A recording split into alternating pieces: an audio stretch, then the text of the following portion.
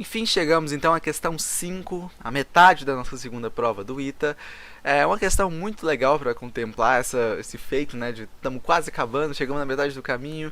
Eu disse para vocês que essa seria uma questão mais trabalhosa, né? No final do número 4, mas eu menti. É uma questão não é tão trabalhosa assim, envolve conceitos que a gente já viu, a gente está careca de saber.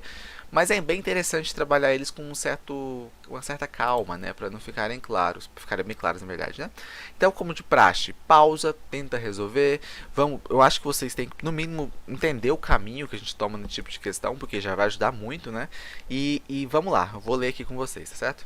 A figura mostra a barra AB de comprimento L articulada na extremidade A e presa a uma parede por um cabo BC.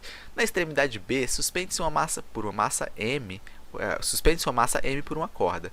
O ângulo entre o cabo BC e a barra é dado por θ1, e o ângulo entre a barra e a corda suspende a carga é dado por θ2, como mostra a figura.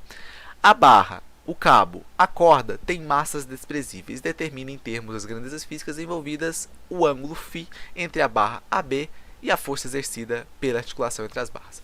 Tá certo? Então, o que ele está me dizendo aqui? Ele está me dizendo que esse sistema aí, basicamente o que eu consigo entender é que esse sistema aí está em perfeito equilíbrio. Porque eu tenho aqui essa corda aqui, né? Essa corda CB aqui, que está sendo sustentada por uma massinha. E aí eu tenho aqui uma barra, né? Uma barra que eu vou desprezar a massa dela. E essa barra tá meio que fixa, né? É como se eu tivesse construído esse sistema perfeitamente para que eu conseguisse equilibrar essa barra numa inclinação, certo? Para que ela não se movesse. Até aí, tranquilo. Essa é a interpretação do exercício. O que a letra A quer é o seguinte: tem uma terceira força. Essa força tem um certo ângulo, que eu não sei quanto que é, mas ele está me pressupondo que essa força existe para que o sistema continue em equilíbrio, certo? Vamos partir desse ponto. Só que, uma coisa que eu já sei, o sistema já tá equilibrado, o sistema já está perfeitamente, né, tranquilinho, tá funcionando. Então, o que eu posso concluir disso? Aqui em B, bem na pontinha de B, se você lembrar lá de física básica, né, de física mecânica, se lembra de alguma coisa que a gente chamava de torque, né? Quando eu giro a maçaneta, eu faço uma força, vai depender da distância que eu estou aplicando essa força, né? Novamente, é um produto vetorial, né? Então, se você viu a aula que saiu hoje, inclusive sexta-feira, sobre produto vetorial, você vai estar mais tranquilo com essa questão. É um produto vetorial, o torque, né? Torque nada mais é, então, torque é a força produto vetorial com D, né?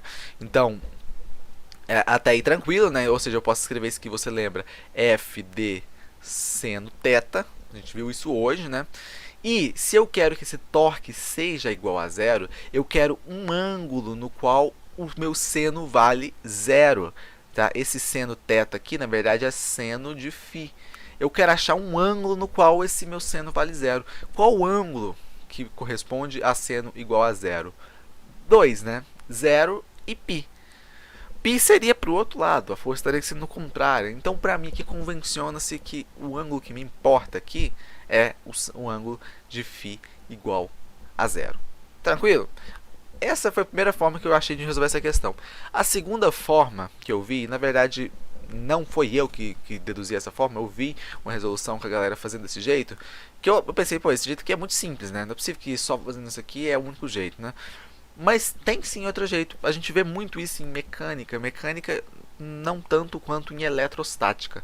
Quando a gente está falando de eletrostática, a gente está falando daquele monte de partícula, né? Um monte de carga pontual, fazendo força elétrica uma na outra. A gente explica para o aluno uma relação que a gente fala que forças, quando tem teorema das três forças que a gente chama, né? Que quando tem três forças que atuam sobre um ponto, elas são concorrentes então naquele ponto. Então, o que eu posso concluir disso? Vou desenhar isso aqui que fica mais fácil. Se eu tenho três forças aqui, eu tenho três forças. Eu tenho essa força peso aqui, eu tenho uma força peso para baixo, eu tenho uma força tração para cá, né? Uma força tração, opa, que bosta, hein? Força tração para cá, e eu tenho uma tal força que eu vou colocar para cá. Eu já sei que é o ângulo dela zero, né? Eu tenho três forças que concorrem entre si. Então, essa força aqui, ela só pode ter caráter axial. Então, assim, eu acho que é uma abstração muito mais difícil do que pensar na porcaria do torque, né?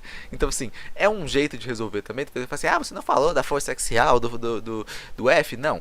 eu entendo, sabe? Só que eu acho que é um rebuscar demais a questão, que eu acho que a princípio era só por torque mesmo, tá? Eu posso estar enganado, mas eu acho que era só por torque.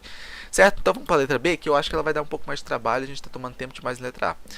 Primeira coisa, decomposição desses vetores aqui. Não falei ainda na aula de vetores, é a próxima aula, mas vocês, alunos LITA, já sabem decompor.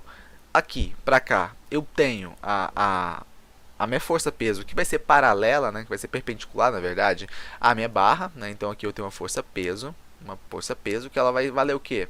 Repare, ela vale P seno θ, né? P seno θ2. Essa é a minha força-peso, né? O que eu tenho aqui também? Aqui eu tenho uma tração, né? Essa tração para cá. Essa tração tem uma componente para cá e tem uma componente também que vai ser oposta, né? A essa do meu peso, que vai valer, então, T seno de θ1, certo? Então, o que mais que eu vou ter aqui? Eu tenho uma força, certo? A força eu já sei que não vou precisar considerar ela, porque ela está no mesmo ângulo. Então, vamos só redesenhar isso daqui. Olha aqui. Nessa direção aqui, o que eu tenho? Eu tenho duas forças, né? Eu tenho essas duas forças aqui. Eu tenho o T cosseno agora, no caso, né? Cosseno de θ1, certo? Que é essa decomposição nessa direção, na direção da barra. E eu também tenho a massa decomposta nessa relação aqui, que vale o quê? Vale, então, mg cosseno de θ2. Oposta a isso, que eu tenho? Eu tenho a força. Essa é a força que eu quero encontrar. Né? Ele pediu para eu encontrar a intensidade da força. Então, de primeiro, eu já sei o quê? Que essa força, ela vale o quê? T cosseno θ1 mais mg cosseno θ2. Você consegue visualizar isso? É bem simples, eu não quis tomar linha demais, mas é basicamente você vai pensar que a somatória das forças tem que ser igual a zero. Como elas estão se opondo, é o F menos essas duas aqui, né? E aí quando eu passar o F para o outro lado, vai ficar mais F, né? Então, eu acho que fica tranquilo de se enxergar isso daqui, né? Mas então, eu não posso deixar desse jeito, né? Desse jeito aqui não tem nada. Eu quero achar uma relação. Eu tenho até dúvida se você chega nessa relação aqui, se o ITA te daria algum ponto. Mas eu acho que sim. Mas eu acho que com certeza nem metade da nota. A gente precisa achar agora em função das coordenadas, dos valores que a gente tem, né? Das variáveis que a gente tem. Então, como a gente poderia fazer isso? A gente pode agora analisar na direção do eixo Y, né? Então, o que a gente tem no eixo Y?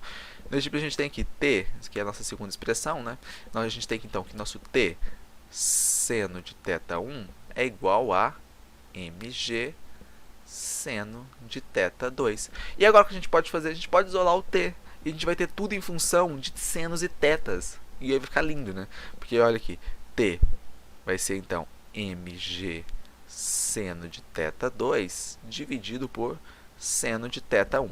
E agora o que eu preciso fazer é jogar esse tzão aqui em cima, e aí fica muito tranquilo, né? Vamos ver o que fica.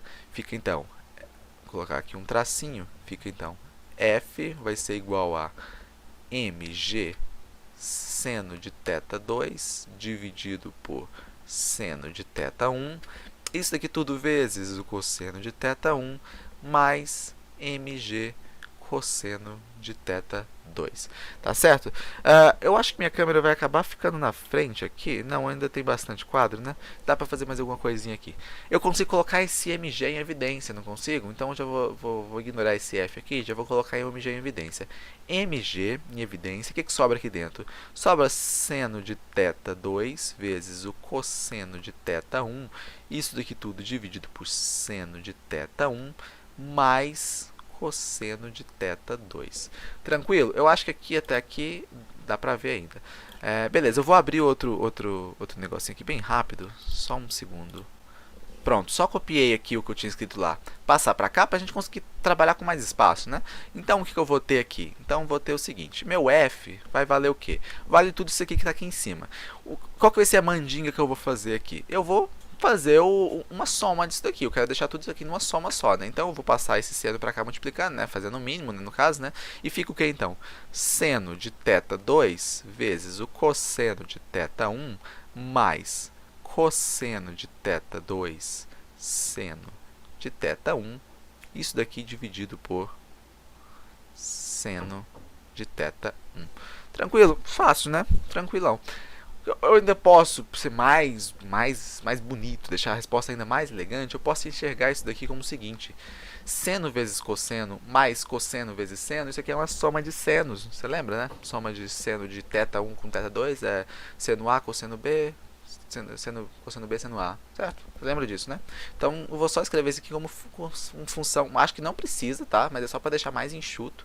Então, tem aqui que seno de θ1 mais θ2 dividido por seno de θ1.